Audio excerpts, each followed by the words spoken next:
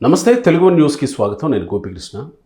ప్రముఖ రాజకీయ సామాజిక విశ్లేషకులు అప్పసాని రాజేష్ గారు ఉన్నారు. నమస్కారం రాజేష్ గారు. నమస్కారం. రాజేష్ గారు, వైసీపీ అధికారం కోల్పోయింది. దాదాపు 2 రోజులు దాటితే 3 నెలలు కంప్లీట్ అవుతుంది. అధికారం పోయింది కదా,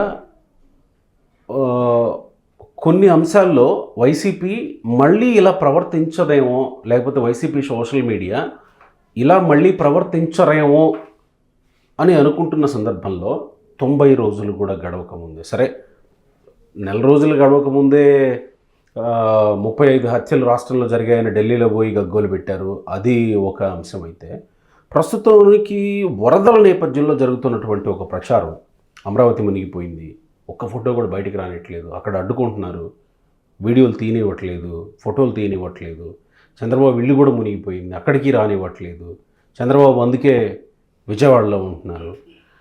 అమరావతి మునిగిపోయిందనేటువంటి ప్రచారంలో వైసీపీ సోషల్ మీడియాలో చేస్తున్నటువంటి ప్రచారం, వాళ్ళ అధికారంలో ఉన్నటువంటి స్థాయిలో ఎలాంటి ప్రచారం జరిగిందో అలాంటి ప్రచారమే జరుగుతూ ఉంది. అంటే 2-3 నెలల్లోనే ఏం సాధించాలని ప్రస్తుతం అధికారం కోల్పోయినటువంటి వైసీపీ పార్టీ, ఆ సోషల్ మీడియా ఈ 2-3 నెలల్లోనే ఏం సాధించాలని, ఏం సాధిస్తారని ఈ స్థాయిలో ప్రచారం చేస్తున్నట్టు అనుకోవాలి. మీరు స్వయంగా అమరావతి ప్రాంతానికి కూడా వెళ్ళినట్టున్నారు. వైసీపీ సోషల్ మీడియా కానీ, వైసీపీ పార్టీ కానీ, వైసీపీ నాయకుడు జగన్మోహన్ రెడ్డి గారు కానీ, వాళ్ళ పార్టీ సహచరులు కానీ, ఆ మంత్రివర్గం కానీ, ఆనాడు శాసనసభ్యులు కానీ, ముఖ్యంగా వారి కుటుంబ యాజమాన్యంలో ఉన్న వాళ్ళ సొంత మీడియా కానీ మసిబూసి మారేడికాయ చేసి మభ్యపెట్టే ప్రచారం చేయడంలో సిద్ధహస్తులు. 2014-19 మధ్య దానివల్ల నష్టం జరిగింది కదా, ప్రజలు రియలైజ్ అయ్యారు. అంటే అట్లా కాదు, 2014-19 మధ్య ఇదే వ్యూహంతో వాళ్ళు ఆ రోజు జరగని తప్పులు జరిగినట్టుగా చిత్రీకరించారు, జరగని నేరాలు జరిగినట్టుగా, జరగని కుంభకోణాలు జరిగినట్టుగా 1కి 10 సార్లు చెప్పిందే చెప్పి, మనం ఏదో పాడిందే పాడరా పాడిపల్ల దాసుడా అని చెప్పని, ఒక పాడిందే పాడరా పాచిపల్ల దాసుడా అని చెప్పని మనం ఒక సామెత వింటూ ఉంటాం. కానీ వాస్తవ రూపంగా చెప్పిందే చెప్పి నిజమేనేమో వైసీపీ పార్టీ చెప్తుందన్న అభిప్రాయంలోకి ప్రజల్ని తీసుకెళ్ళిపోయి ఒక ట్రాన్స్లో ప్రజల చేత తాము అడిగిన ఒక ఛాన్స్ దక్కించుకున్నారు 2019లో. అంటే 2019లో వాళ్ళకి అధికారం సిద్ధించడానికి వాళ్ళకి కీలకంగా ఉపయోగపడింది 6 లక్షల కోట్ల అవినీతి జరిగింది. చంద్రబాబు నాయుడు గారి ద్వారా నిర్మాణం జరుగుతున్న రాజధాని అది అమరావతి కాదు, భ్రమరావతి కాదు, అది కమరావతి. చంద్రబాబు నాయుడు గారి ద్వారా 37 మంది సీఏలు డిఎస్పీలుగా ప్రమోట్ అయితే అందులో 33 కమ సామాజిక వర్గీయులే ఉన్నారు. అగ్రిగోల్డ్ ఆస్తుల్ని రాష్ట్ర వ్యాప్తంగా తెలుగుదేశం నాయకులు కొట్టేశారు. హాయ్లాండ్ లోకేష్ కొట్టేశాడు. సదావర్తి భూములు తెలుగుదేశం నాయకులు కొట్టేశారు. పోలవరం సవరించిన అంచనాల్లో 25,000 కోట్ల అవినీతి జరిగింది. వివేకానంద రెడ్డి గారి హత్య చంద్రబాబు నాయుడు గారి ద్వారా జరిగిన నారాసుర రక్త చరిత్ర. ఇట్లా రకరకాల ప్రచారాలతోటి ప్రజలని తనకు అనుకూలంగా మలుచుకోగలిగాడు. ఆనాటి ప్రభుత్వానికి వ్యతిరేకంగా తనకు అనుకూలంగా మలుచుకోవడంలో సఫలీకృతుడయ్యాడు. అదే సందర్భంలో ఆయన చాలా వాగ్దానాలు కూడా చేశారు. 5 సంవత్సరాలు అంటే ఈ ప్రచార పర్యవసానం 2019 ఎన్నికల్లో తనకు అనుకూలంగా ప్రజామోదంతో అధికారం దక్కించుకొని 5 సంవత్సరాలుగా పాలకుడుగా కొనసాగిన సందర్భంలో కూడా ఇదే వైఖరి కొనసాగిస్తూ వచ్చారు. అధికారికంగా ప్రభుత్వం ద్వారా ఫుల్ పేజ్ యాడ్లు ఇచ్చేసి తప్పుడు సమాచారంతో ప్రజలను మభ్యపెట్టే ప్రయత్నం చేశారు. అదే సందర్భంలో తాను ఇచ్చిన వాగ్దానాల నుంచి డీవియేట్ అవుతూ కూడా తాను అద్భుతమైన ప్రజారంజకమైన ప్రజామోదం కలిగిన పరిపాలన అందిస్తున్నాను, అద్భుతమైన భవిష్యత్తు వాళ్ళకు అందిస్తున్నాను, వాళ్ళ బిడ్డల భవిష్యత్తు తానే సునిశ్చితం చేస్తున్నాను అని చెప్పని ప్రచారం చేసుకుంటూ వచ్చారు. కానీ ప్రజలకు ఒక స్పష్టత ఉంది. 2019 ఎన్నికల నాడు వీళ్ళు ఏ విధమైన ప్రచారం చేశారు, పాలకుడిగా అవకాశం దక్కిన తర్వాత ఏ విధమైన పాలన అందించారు, వీళ్ళ పాలన మన జీవితాల మీద ఎటువంటి ప్రభావం చూపింది, మన పరిస్థితి ఏంటి, మన బిడ్డల పరిస్థితి ఏంటి, రాష్ట్ర స్థితిగతులు ఏంటి అనేది ప్రజలకు ఒక స్పష్టత ఉంది. కాబట్టి 2024 ఎన్నికల్లో వైసీపీ పార్టీకి ప్రతిపక్ష హోదా కూడా దక్కని తీర్పు ప్రజల నుంచి రావడం జరిగింది. ఇది నేపథ్యం అయినా సరే జగన్మోహన్ రెడ్డి గారు ఆయనకి దక్కిన ఓటమిని అంటే గుర్తించడానికి గౌరవించడానికి సిద్ధంగా లేరు. మొట్టమొదట అసలు ఆయన రియలైజ్ అవ్వట్లా, నేను ఓడిపోయానన్న భావన ఆయన దరిచేరడానికి ఆయన సిద్ధంగా లేరు. ఓటమిని స్వీకరించడానికి ఆయన సిద్ధంగా లేరు. నేనే నెగ్గా, నేను అద్భుతమైన సంక్షేమ పథకాలు అందించా, వివిధ వర్గాల ప్రజలు నా వల్ల బెనిఫిట్ అయి ఉన్నారు, వాళ్ళందరూ ఓట్లు ఏమైపోయినాయి? చంద్రబాబు నాయుడు ఈవీఎంని మేనేజ్ చేయడం ద్వారా దక్కించుకున్న విజయమే కానీ ప్రజలు మాత్రం నాకే ఓట్లు వేశారు. అంటే ఈ రకమైన పర్సెప్షన్లో తను ఉండిపోతూ తన శ్రేణులను కూడా అదే విధంగా సమాయత్తం చేసే ప్రయత్నం చేస్తూ ఉన్నాడు.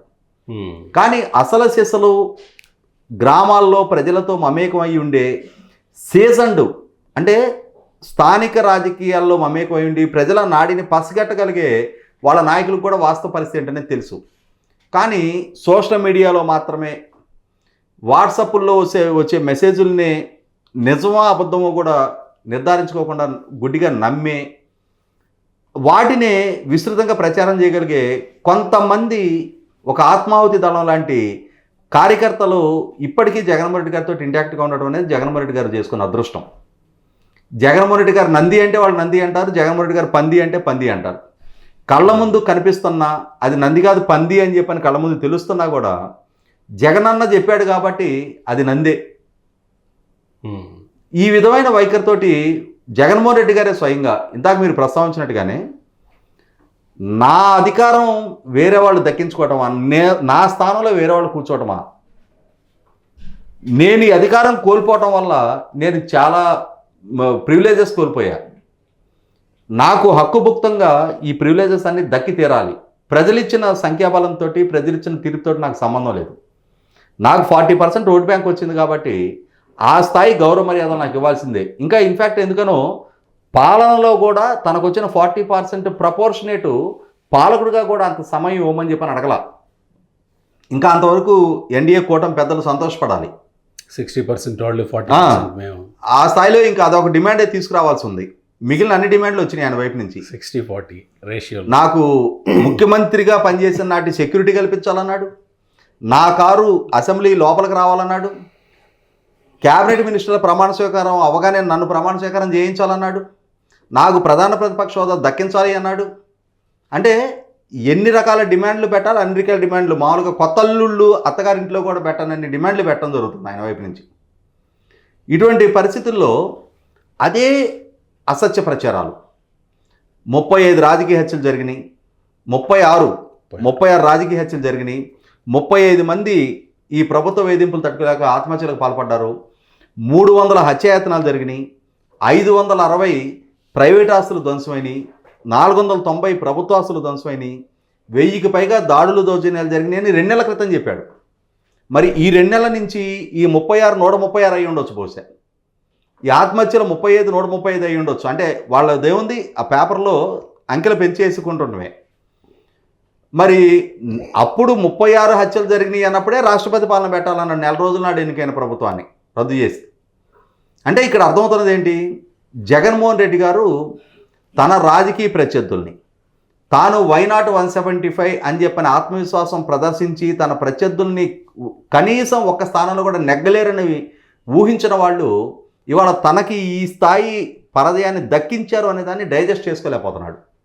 వాళ్ళని ముఖ్యమంత్రులుగా, ఉప ముఖ్యమంత్రులుగా, మంత్రులుగా తన ప్రత్యర్థులు ఆ స్థానాల్లో కూర్చోవడం అనే దాన్ని ఆయన జీర్ణించుకోలేకపోతున్నారు. కాబట్టి ఎట్టి పరిస్థితుల్లో వీలైనంత త్వరగా వీళ్ళని అన్పాపులర్ చేసేయాలి, ప్రజల్లో పలసం చేసేయాలి, ఇవాళ రాష్ట్ర స్థాయిలో దేశ స్థాయిలో వీళ్ళకి వ్యతిరేకంగా ప్రచారం చేసేయాలి, ఈ ప్రభుత్వాన్ని కూల్చేయాలి, మళ్ళీ వెనువెంటనే ఈ పదవి బాధ్యతలు నేను చేపట్టాలి. అంటే ఇంకా మనకి ప్రజాస్వామ్యంలో వీలు కాలేదు కాబట్టి ఒకవేళ ఏదైనా అవకాశం ఉండున్నట్టయితే మనకి మహాభారత యుద్ధం జరిగినట్టుగా కురుక్షేత్రం లాంటి ఒక ప్లేసు మా శ్రేణులందరూ వస్తారు, కర్రలు కట్టెలు తీసుకొని మీ వాళ్ళు కూడా రండి అని చెప్పని కూడా పిలిచేవాడు. ఎవరు కొట్టుకొని గెలిస్తే వాళ్ళదే అధికారం అని చెప్పని. మనకి ప్రజాస్వామ్యంలో అది సాధ్యం కాదు కాబట్టి ఆ రకమైన పిలిపేవట్ల. దానికి ఎంచుకున్న మార్గం ఏంటి అంటే మసిపూసి మారేడుకాయ చేయి. వరద సంభవించిందా, ప్రభుత్వ ఫెయిల్యూర్, అమరావతి మునిగిపోయింది, చంద్రబాబు నాయుడు ఇల్లు మునిగిపోయింది. అంటే నిత్యం ప్రభుత్వాన్ని ఒక ఫెయిల్యూర్ ప్రభుత్వంగా, ఫెయిల్యూర్ పాలనగా, ఒక డిఫాల్ట్ సీఎంగా చంద్రబాబు నాయుడు గారిని చిత్రీకరించే ప్రయత్నం చేయటం, వాళ్ళ పాలనాపరమైన నిర్ణయాల్ని హేతుబద్ధత లేని విమర్శలతో ఎత్తి చూపే ప్రయత్నం చేస్తూ ఉన్నారు. అంటే రాష్ట్రపతి పాలన అంశం ఒకటే కాదు, వాళ్ళు పంపిణీ చేస్తున్న పెన్షన్ల విషయంలో అవాస్తవాలు ప్రచారం చేశారు. డే 1 అంటే వాళ్ళు వాగ్దానం చేసిన విధంగా జూలై 1వ తారీఖు పెన్షన్ పంపిణీ కార్యక్రమాన్ని టేకప్ చేస్తే వాలంటీర్లు లేరు కాబట్టి పెన్షన్ పంపిణీ సుసాధ్యం కాదు అన్నారు. కానీ సుసాధ్యం చేసి ప్రభుత్వం చూపించింది. ఆగస్టు 1, సెప్టెంబర్ 1 కూడా యథావిధిగా పెన్షన్ల పంపిణీ జరిగిపోయింది. అయినా జగన్మోహన్ రెడ్డి గారి ప్రభుత్వం ఆ పెన్షన్ల పంపిణీ జరగటం వల్ల ప్రభుత్వానికి వస్తున్న పాజిటివిటీని తగ్గించే ప్రయత్నం చేయడానికి పెన్షన్లు కోత విధిస్తున్నారు, లక్షలాది పెన్షన్లు తీసేస్తున్నారు అని చెప్పని జరగని పెన్షన్ల కోతను జరిగినట్టుగా చిత్రీకరించే ప్రయత్నం చేస్తున్నారు. ఇక్కడ ఏ బాధితుడు ముందుకొచ్చి నా పెన్షన్ ఈ ప్రభుత్వం పాలన బాధ్యతలు చేపట్టిన తర్వాత రద్దయిందని ఇప్పటివరకు ఒక బాధితుడు ముందుకొచ్చి చెప్పలా. ఇటీవల రీసెంట్గా గుండ్లవల్లేరు కాలేజ్లో ఆ ప్రచారం అసలు ఒకటి కాదు. అంటే ఆనాటి నుంచి ప్రభుత్వం తల్లికి వందనం అని చెప్పని ఒక పథకానికి సంబంధించి తల్లులని ఆధార్ ఎన్రోల్మెంట్ కోసం నోటిఫికేషన్ విడుదల చేస్తే కుటుంబానికి ఒక్కరికే ఆధార్ తల్లికి వందనం ఇవ్వబోతున్నారు. ఎన్నికలకు ముందు ఎంతమంది బిడ్డలు ఉంటే అంతమందికి ఇస్తామని చెప్పని వాగ్దానం చేసి ఇప్పుడు అధికారంలోకి వచ్చిన తర్వాత ఒకరికే ఇస్తున్నారు అని చెప్పని ఒక అలజడి లేపే ప్రయత్నం చేశారు. అసలు ఈ సంవత్సరం ఇవ్వరంట, ఈ సంవత్సరం ఎగ్గొట్టేశారంట అని చెప్పని ప్రచారం చేసే ప్రయత్నం చేశారు. అంటే ఈ ప్రచారాలను వేటి ప్రజలు పరిగణలోకి తీసుకోవట్లా. ప్రజలకు ఒక స్పష్టత ఉంది. ప్రభుత్వం నిన్న కాక మన అధికార బాధ్యతలు చేపట్టింది. వాళ్ళు కుదురుకొని వాళ్ళ పాలసీస్ని డిజైన్ చేసుకొని వాళ్ళ పాలన మొదలుపెట్టుకోవడానికి కావాల్సిన టైం ఇవ్వాల్సిన బాధ్యత మనది. ఏ ప్రభుత్వం అయినా సరే ఆ క్వశ్చన్ ఉండి తీరుతుంది. జగన్మోహన్ రెడ్డి గారు పాలకుడిగా బాధ్యతలు చేపట్టిన తర్వాత కూడా ఆయన మొట్టమొదట వెల్ఫేర్ స్కీమ్ అనేది మే 30 ఆయన ముఖ్యమంత్రిగా బాధ్యతలు చేపడితే నవంబర్ నెలలో మొట్టమొదటి వెల్ఫేర్ స్కీమ్ని ఇంప్లిమెంట్ చేయడం మొదలైంది.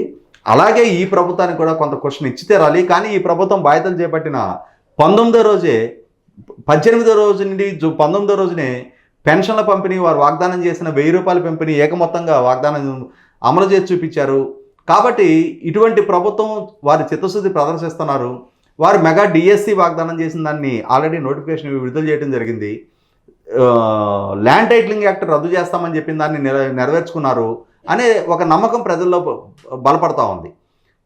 కాకపోతే ఏంటంటే ఇక్కడ ఈ జగన్మోహన్ రెడ్డి గారు వాళ్ళ సోషల్ మీడియా వాళ్ళ సొంత మీడియా ప్రచారం అనేది ప్రజలకి కొత్త కాదు. జగన్మోహన్ రెడ్డి గారి పార్టీ ఏంటి, వాళ్ళు ఏ విధమైన ప్రచారాలు చేస్తారనేది 5 సంవత్సరాల పాలకుడుగా జగన్మోహన్ రెడ్డి గారి పట్ల ఒక స్పష్టత వచ్చేసింది ప్రజలకి. కాబట్టి 30 సంవత్సరాలు నేనే ముఖ్యమంత్రిగా ఉంటానని ఆశించిన జగన్మోహన్ రెడ్డి గారు పెద్దిరెడ్డి రామచంద్రారెడ్డి గారు తప్పించి మొత్తం క్యాబినెట్ సహచరులను అందరినీ కూడా చిచ్చిత్తుగా ఓడించి కూర్చోబెట్టిన పరిస్థితి చూస్తుంటే 2019 ఎన్నికల్లో 52 స్థానాల్లో 49 స్థానాలు కట్టబెట్టిన రాయలసీమలో ఈ ఎన్నికల్లో అదే 49 స్థానాలను 7 స్థానాలకు పరిమితం చేసిన పరిస్థితి కళ్ళ ముందు కనిపిస్తున్న దగ్గర జగన్మోహన్ రెడ్డి గారు ఆయన స్ట్రాటజిస్టులు వాళ్ళ వ్యూహకర్తలు వాళ్ళ సలహాదారులు మొట్టమొదటి నుంచి అవలంబిస్తున్న ఈ విధానాల పట్ల ప్రజలు ఏవగింపుతో ఉన్నారు. ఇవి వర్కౌట్ కావటం లేదు కాబట్టి ఇటువంటి తీర్పు వచ్చింది అనేది రియలైజ్ అవ్వనంత కాలం వైసీపీ పార్టీని మీరు రియలైజ్ అనే దగ్గర నాకు ఒక చిన్న ప్రశ్న ఉంది. రియలైజ్ అవ్వకపోతే కొత్తగా ఉన్నటువంటి వాళ్ళందరినీ పక్కకు తప్పించారా లేకపోతే వాళ్ళని ఇనాక్టివ్ చేశారా తెలియదు. కానీ కొత్తగా ఆళ్ల మోహన్ సాయి దత్ అనే వ్యక్తిని సలహాదారుగా తెచ్చుకోవడం ఏంటి అంటే ఒక రకంగా రియలైజ్ అయ్యారని అనుకోవాలేమో కదా. ఇక్కడ గమనించుకోవాల్సింది ఏంటి అంటే జగన్మోహన్ రెడ్డి గారు ఆనాటి నుంచి ఆయన ఫీల్ అయింది, ఈనాటికి ఆయన ద్వారా అమలు జరుగుతున్నది. ఈ పార్టీకి సర్వం సహా నేను తీసుకున్న నిర్ణయాలు, నేను ఇచ్చిన అవకాశాలు, నేను కల్పించిన పదవులు, నన్ను చూసి ప్రజలు ఓట్లేశారు, నేను అందించిన డైరెక్ట్ బెనిఫిట్ ట్రాన్స్ఫర్ అని తన సెంట్రిక్గానే రాజకీయ మొత్తాన్ని ఆనాడు తిప్పుకున్నారు. ఈరోజు అదే విధానాన్ని అమలు చేస్తున్నారు.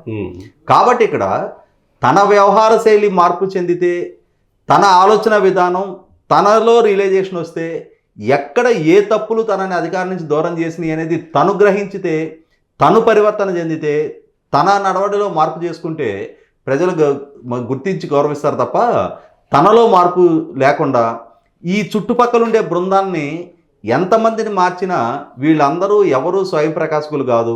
జగన్మోహన్ రెడ్డి గారు తీసుకున్న నిర్ణయాన్ని యథావిధిగా అమలు చేసే వ్యక్తులు మాత్రమే వీళ్ళనే స్పష్టత ప్రజలకు ఉంది. మరి జగన్మోహన్ రెడ్డి నిర్ణయం అమలు చేయాల్సినప్పుడు వీళ్ళందరినీ సలహాదారులుగాను తీసుకోవడం ఎందుకు ఇంకా జగన్మోహన్ రెడ్డి? అంటే తనకి ఎన్నికలకు ముందు ఏదో ఒక స్థాయిలో ఉపయోగపడున్నారు కాబట్టి ప్రజలు కట్టిన పన్నుల డబ్బుతోటి వాళ్ళందరినీ పోషించాడు ఇప్పటివరకు. ఇప్పుడు ఆ ప్రజలు కట్టిన పన్నుల డబ్బు వాళ్ళకి పంపిణీ చేయడానికి ఆయనకు అధికారం లేదు, అవకాశం లేదు. కాబట్టి ఇప్పుడు తన జేబు నుంచి ఇవ్వాలి అని అంటే చలివేంద్రం పెట్టి 10 మందికి మంచినీళ్ళకి పోసిన చరిత్ర లేని జగన్మోహన్ రెడ్డి తన జేబు నుంచి వీళ్ళందరినీ పోషించాలంటే ఆయన ఎందుకు పోషిస్తాడు? రైట్, అందుకే ఇనాక్టివ్ చేస్తారు, లేకపోతే పక్కన మళ్ళీ ఎప్పుడైనా అధికారం దక్కితే ప్రజలు కట్టిన పన్నుల నుంచి మళ్ళీ వాళ్ళందరినీ పోషిస్తారు. Right sir, thank you.